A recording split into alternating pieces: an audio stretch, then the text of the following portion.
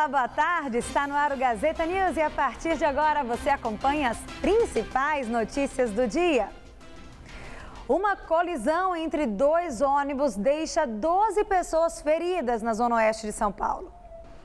Um acidente ocorreu no cruzamento das avenidas Hermano Marchetti e Marquês de São Vicente, por volta das 8h10 da manhã, na região da Água Branca, na Zona Oeste. Segundo o Corpo de Bombeiros, 2 das vítimas tiveram ferimentos intermediários, como fratura na perna. As demais sofreram lesões leves. A SP Trans informou que o motorista do ônibus, que fazia a linha Coab, Taipas e Itaim Bibi, perdeu o freio do veículo, levando a bater no outro, que transitava no itinerário Morro Grande Terminal Lapa.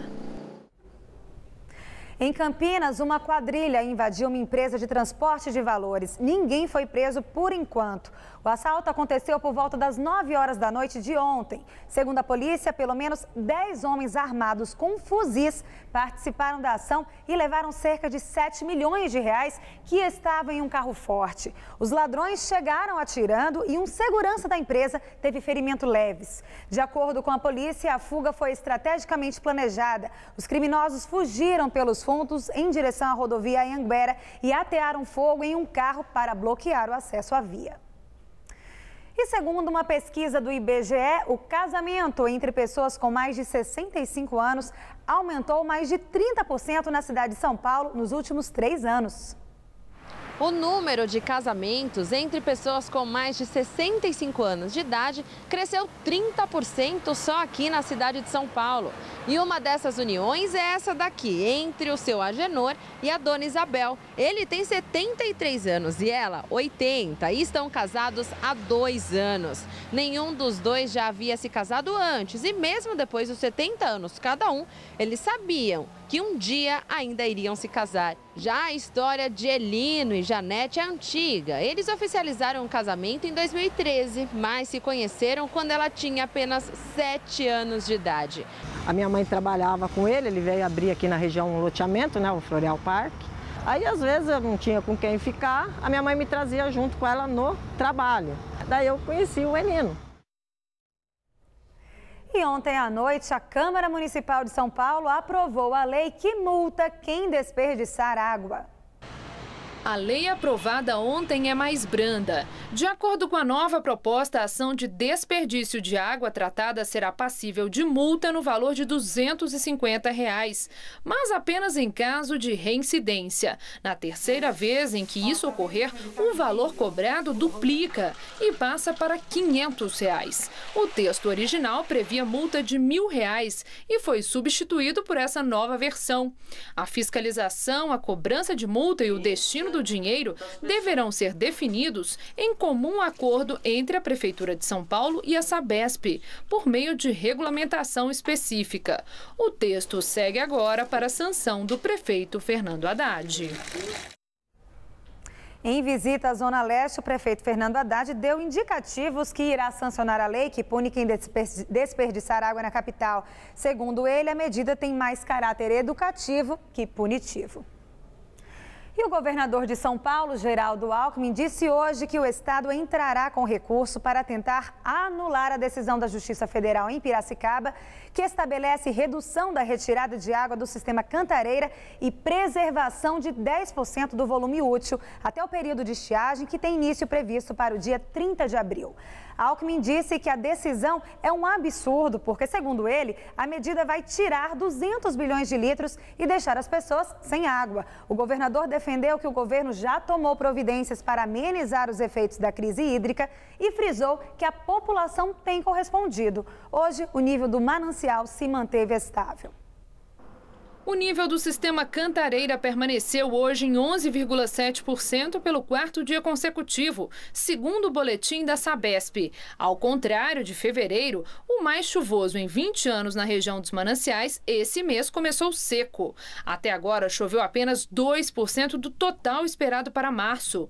Os demais sistemas que abastecem a região metropolitana de São Paulo também permaneceram estáveis. O Guarapiranga opera com 63% de sua capacidade total, o Alto Tietê com 18,9%.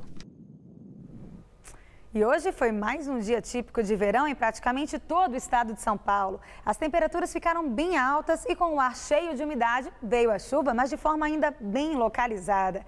Vamos ver como fica o tempo nessa sexta-feira?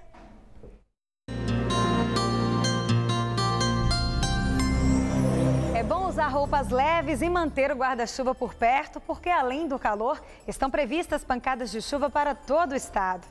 O tempo vai ficar aberto com sol forte e calor em praticamente todas as regiões paulistas, por conta da presença de uma grande massa de ar quente.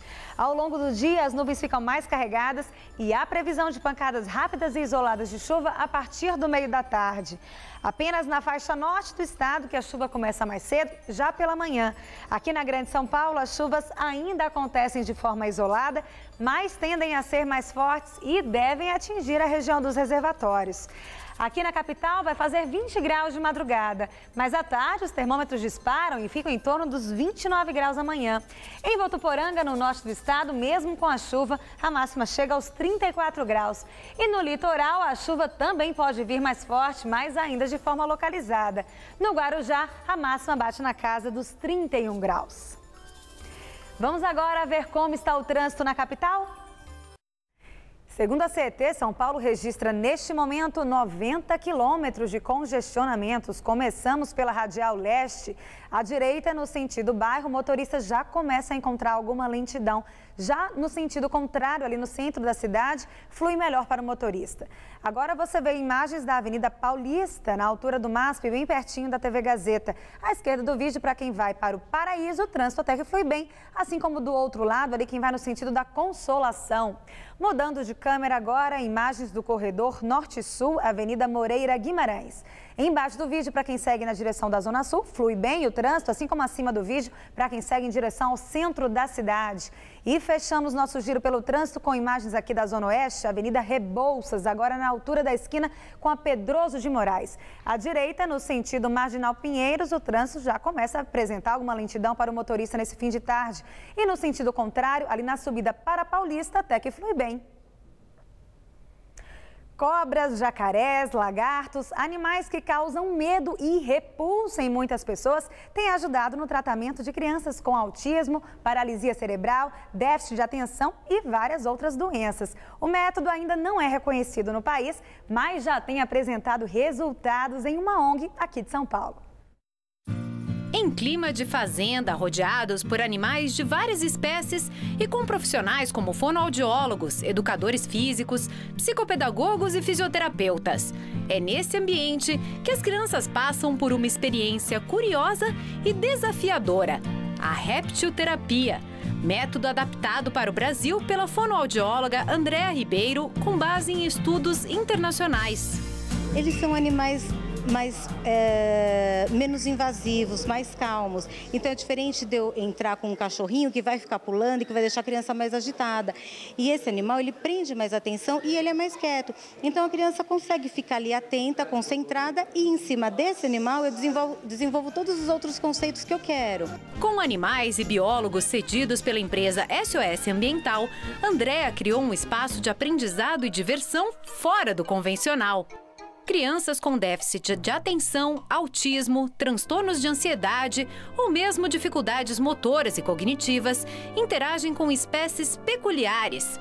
Todos os animais certificados pelo IBAMA.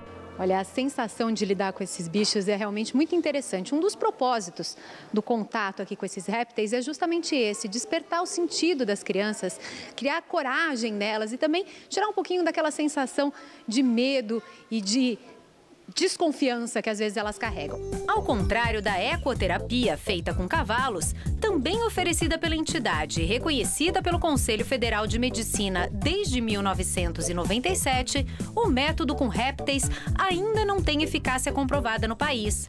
No entanto, alguns resultados vêm chamando a atenção. Crianças que são mais tímidas, elas querem sair, elas querem contar o que aconteceu, o que elas vivenciaram, aumento da autoestima, autoimagem, autoconfiança. Matheus, de 18 anos, tem paralisia cerebral e vem toda semana. Ele já aprendeu a falar, ler e andar. Ajudar eu na minha vida, como me controlar, ajudar na parte motora também, no equilíbrio. Eu gosto muito de fazer.